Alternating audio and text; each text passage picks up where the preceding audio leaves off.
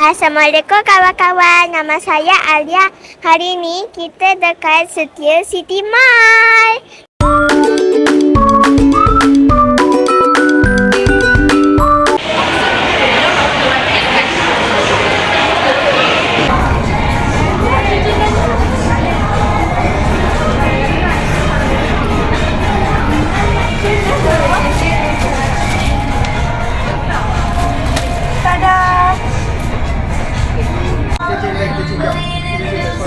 Nak apa tu? Muna nak apa? Kita nak cari beg sekolah kakak, jom. Cari beg sekolah kakak dulu, jom.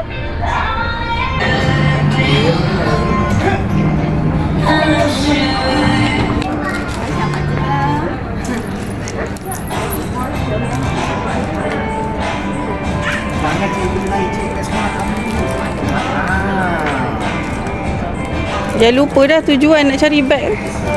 Nampak benda lain, lupa tujuan. Jujur pula tu. Salam dia. Untuk apa? Kan? Biar apa yang tak ada ni? Nak beg SK. Ya.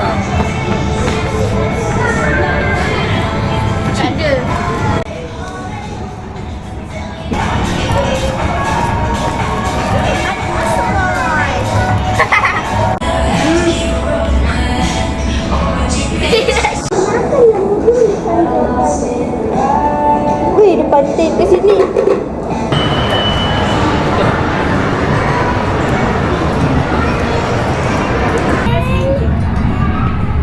RM13,000. Kat sini. Macam rompus baby. Kan?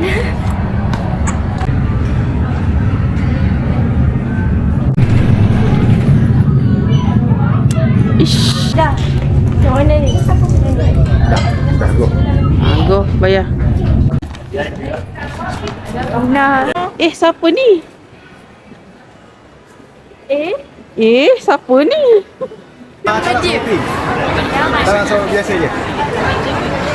3. Nama dia panjang sangat.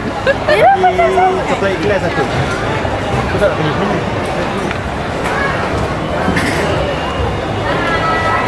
Syirah sour cream tak ada. Ha?